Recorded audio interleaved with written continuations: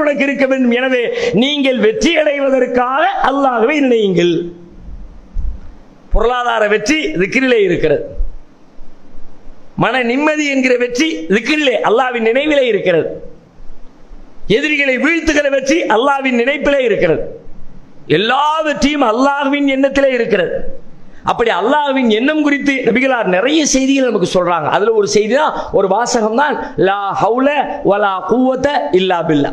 இப்னு guys, Abdullah இப்னு கைஸே அந்த சஹாபி, லப்பைக் யா ரசூலல்லாஹ், அல்லாஹ்வுடைய தூதரே தான் வந்துட்டேன், என்ன சொல்லுங்க அப்படிங்கிற. அப்ப நபிகளார் சொல்லுகிறார்கள், அலா அதுல்லுக அலா கன்சிம் மின் குனூசில் ஜன்னா, சுவர்க்கத்து பொக்கிஷங்களில் ஒரு பொக்கிஷத்தை உனக்கு நான் சொல்லித் தரட்டுமா? சுவர்க்கத்து பொக்கிஷங்களில் ஒரு பொக்கிஷத்தை உனக்கு நான் கற்றுத்தரட்டுமா?